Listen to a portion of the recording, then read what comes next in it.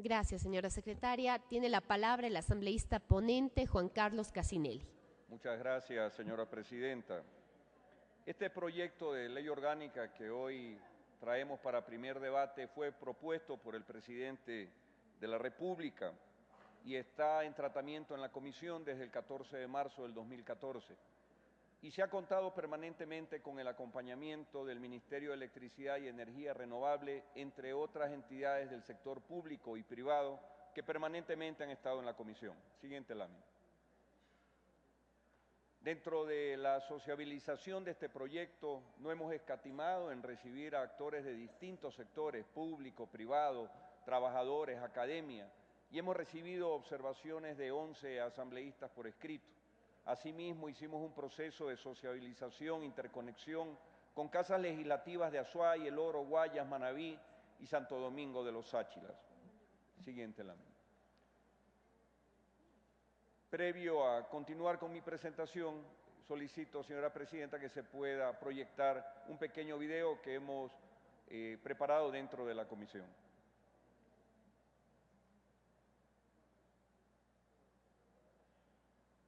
El sector eléctrico nace a finales del siglo XIX con inversiones privadas. En 1940, la Ley de Régimen Municipal asignó la prestación de este servicio a los municipios bajo concepciones localistas. En 1961 se crea el INESEL, encargado del proceso de integración eléctrica, que terminó con un declive en los 90 debido a los racionamientos de energía con graves consecuencias para la economía nacional.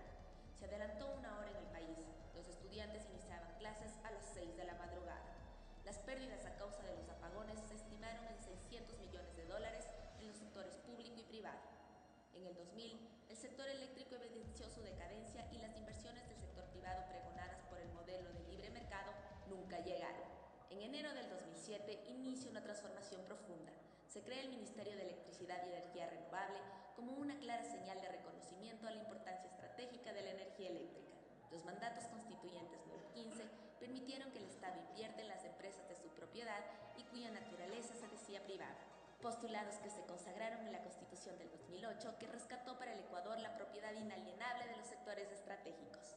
Actualmente se construyen simultáneamente 8 proyectos hidroeléctricos: Coca-Cola Sinclair, Sopladora, Mina San Francisco, Pilatón, Telsintanizagua, Mandarayacu, Quijos, Masardudas. Todos ellos lograrán que el país en el año 2016 duplique la actual capacidad de generación hídrica, además que se complementarán con un plan de mejoramiento de los sistemas de distribución con 267 proyectos ejecutados y un alcance global del 50.71% en el Sistema Integrado para la Gestión de Distribución Eléctrica 2011-2015. Estos proyectos incorporan obras de desarrollo territorial en el área de vialidad, electrificación, agricultura, salud y educación, que de una manera responsable priorizan el bienestar de las poblaciones y comunidades que se encuentran en las áreas de influencia. El sector eléctrico ha cambiado y es fundamental para el desarrollo. Muchas gracias, señora presidenta. Y dentro del tratamiento de este proyecto, la comisión se movilizó a conocer temas emblemáticos como el proyecto hidroeléctrico Toachi-Pilatón. También estuvimos en la CENACE, donde se establece el control de la distribución de electricidad, y obviamente recibimos, como indicaba, a un sinnúmero de actores relacionados con el mismo. Pero es importante, y pase por favor a la siguiente lámina, hacer un recuento de qué establece la ley vigente, aquella que data del año 1996. Esa ley fue aprobada en el contexto de un proceso de privatización de los servicios públicos, una ausencia total del Estado en la definición de políticas para el sector eléctrico, una planificación sectorial que jamás estuvo alineada con la planificación nacional. Esa ley fue contemplada como la posibilidad de otorgar negocios privados a terceros en función de lo eléctrico. Y en función de eso se desintegró el sector eléctrico en sociedades anónimas de generación, transmisión y distribución. La ley vigente, esa de 1996, no permitió una expansión de la generación que debió tener el sector público, sino que fue entregada al sector privado. Y hubo una limitación para la inversión en este sector eléctrico.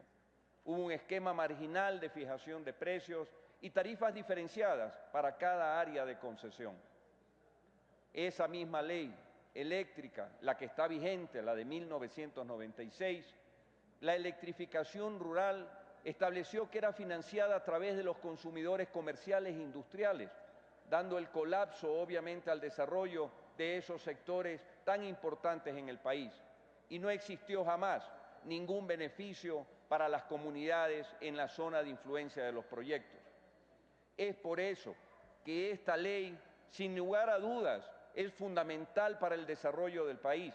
Y también considero que por esa razón, cuando fue presentado el informe para primer debate, fue aprobado por unanimidad de todos los integrantes de la Comisión de Desarrollo Económico, porque permite de una vez por todas consolidar en manos del Estado la propiedad del paquete accionario de empresas que se mantienen como sociedades anónimas, aquellas que derivan de la ley de 1996, donde, insisto, el negocio eléctrico era privado. Permite de una vez por todas la consolidación institucional a través de una gran empresa pública que se encargue de la dotación de energía. Y obviamente impulsa lo que desde Montecristi ya viene a través de los mandatos siendo un verbo rector en materia de electricidad, que es la ejecución de proyectos bajo responsabilidad de empresas públicas y excepcionalmente por empresas privadas. Este proyecto beneficia porque elimina el esquema marginal de fijación de precios y establece un esquema que permite tener costos medios, es decir, costos que sean mucho más accesibles y eficientes para el consumidor final, que es el pueblo ecuatoriano. Tarifas únicas a nivel nacional para cada tipo de consumo. Siga dando que en los sectores más alejados la tarifa es más cara, cuando debería ser exactamente lo contrario, porque normalmente esos sectores alejados de la generación eléctrica son los que tienen condiciones de desarrollo social y económico más vulnerables. Una electrificación rural financiada por el Estado, ya no a través de las dádivas de los sectores comerciales, donde anteriormente en las tarifas se les fijaba una tasa para poderlos destinar a la electrificación rural. Hoy, con esta ley, la electrificación rural pasa a ser financiada 100% por el Estado. Alumbrado público y semaforización. El Estado regulará los aspectos técnicos, económicos, tarifarios y de calidad de alumbrado público general para la prestación siempre de un servicio eficiente. Además, esta ley permite la definición de políticas y planificación de obligatorio cumplimiento a cargo de un ministerio rector, la centralización, la planificación desde el Estado a través de un plan maestro de electricidad, un plan nacional de eficiencia energética. Y es el Ministerio de Electricidad el que a través de esta ley se convierte en rector del sector, de acuerdo a funcionamiento de los ministerios, según el Plan Nacional del Buen Vivir y basándose en los modelos de funcionamiento de los distintos ministerios de los sectores estratégicos. Este proyecto, además, permite beneficiar a las personas y a las comunidades donde se genera la electricidad. Así, el 30% de los excedentes de los proyectos de generación público para desarrollo territorial de donde se dé esta generación.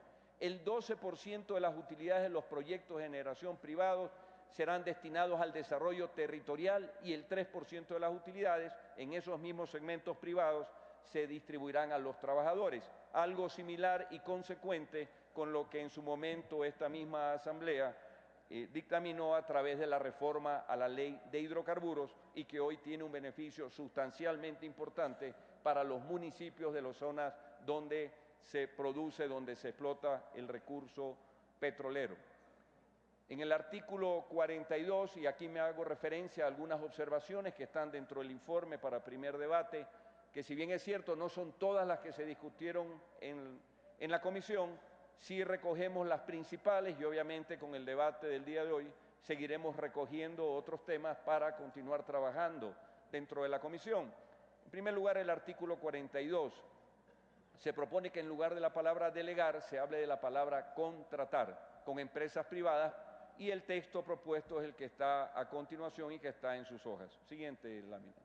En el artículo 15, los numerales 7 y 13 que establecen las atribuciones y deberes del Arconel recogen un texto similar, por lo tanto se propone un texto unificado bajo la siguiente redacción. Artículo 15, numeral 7, preparar y emitir informes y estudios que sean requeridos por la entidad rectora. En el artículo 26 se elimina el inciso tercero que dice: con el objetivo de promover energías renovables no convencionales, además de los incentivos establecidos en el Código de la Producción, se podrá exonerar el pago de aranceles, de más impuestos adicionales y gravámenes que afectan a la importación de materiales y equipos no producidos en el país. La Comisión consideró que no era oportuno mantener este inciso tercero, por cuanto definitivamente se exteriorizó en la Comisión que existen muchas partes y componentes que hoy en día son producidas localmente. Y si se deja una potestad, con la que tampoco estábamos de acuerdo en cuanto a podrá, si se deja esa potestad, podía en algún momento dado perjudicarse el cambio de la matriz productiva a través de la generación de empresas locales que puedan proveer esos suministros. Si se deja exonerado totalmente el tema de la importación a través de esta ley, obviamente esas empresas pueden sufrir la competencia desleal de productos que puedan ingresar a precios no competitivos, pero que quiten mano de obra a nuestras empresas locales. Por eso indicamos en la comisión que no es conveniente generalizar en una ley la exoneración de impuestos, pues existe una política de sustitución selectiva de importaciones que otorga esa posibilidad de tramitar el respectivo diferimiento arancelario en el COMEX, precautelando con eso a las partes e insumos que se puedan producir en el Ecuador. Siguiente lámina. En el artículo 56, lo que indicaba, se reforma el inciso quinto, que establecía el superávit de las empresas mixtas será destinadas para el proyecto de desarrollo territorial, y se deja el texto propuesto a continuación para más claridad de la norma. Siguiente. Este artículo 60, que ha sido no polémico, sino muy fuertemente debatido dentro de la comisión, es el tema de qué cosas se deben incorporar en la factura eléctrica.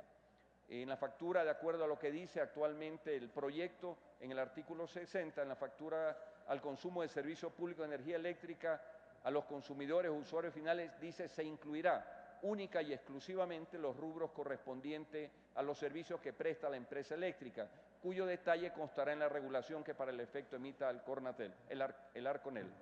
Nosotros consideramos que esto afectaría el mecanismo de recaudación, porque la planilla es un mecanismo de recaudación de la contribución mensual, por ejemplo, a favor de los cuerpos de bomberos del país, con un impacto significativo. Recibimos a actores del cuerpo bomberil de muchas provincias y también recibimos de muchas otras y de cantones, de muchos cantones del país, recibimos comentarios respecto a esto. Y no hay ningún cantón que no necesite de por lo menos o dependa del 60% de sus ingresos de este tipo de contribución, de este tipo de registro y de forma de recaudación. El de Guayaquil el 64%, el de Quito el 72%, pero una serie de cantones del país hasta el 95% del dinero con el que se movilizan los cuerpos de bomberos, depende de este mecanismo de recaudación. Por lo tanto, la comisión sugiere la eliminación de esta propuesta de artículo 60. Siguiente. Artículos 79 y 80, respecto a la coordinación para cumplir con la responsabilidad ambiental, sería adecuado que el ARCONEL no únicamente lo vea con el Ministerio del Ramo, sino con una entidad competente respectiva para darle toda la amplitud del cuidado para todo aquello que tenga que desarrollar ARCONEL en materia eléctrica. Lo mismo se extiende para el artículo 80. Siguiente. Artículo 85, inciso tercero, se debe agregar a las empresas de economía mixta respecto al establecimiento de servidumbres donde se instalan obviamente todas las redes eléctricas a nivel del país. Siguiente. Modificación en plazos, disposición transitoria 11ª, aumentar de 180 a 300 días para que el Ministerio de Electricidad y Energía Renovable lleve a cabo todas las acciones que sean necesarias a efecto que las empresas citadas en el mandato constituyente se estructuren como empresas públicas, y aumentar de 60 a 180 días en la misma transitoria para que las empresas citadas en el mandato constituyente 15 sean adquiridas y se consolide el paquete accionario a favor de dicha cartera de Estado. Esas son básicamente, señoras, señores asambleístas, las consideraciones que en este informe para primer debate presento como ponente a nombre de la Comisión de Desarrollo Económico, Productividad y Microempresa, y concluyo únicamente indicando y ratificando la enorme importancia que tiene para el desarrollo eléctrico, para el suministro, para que llegue electricidad de calidad, de cantidad, para todos esos hidroeléctricos que se están generando en el país, la importancia que tiene que esta ley no solamente sea debatida, sino posteriormente sea aprobada y ratificada para tener ya un marco normativo que deje en el olvido esa ley actual que data del año 1996. Hasta ahí mi presentación, señora presidenta.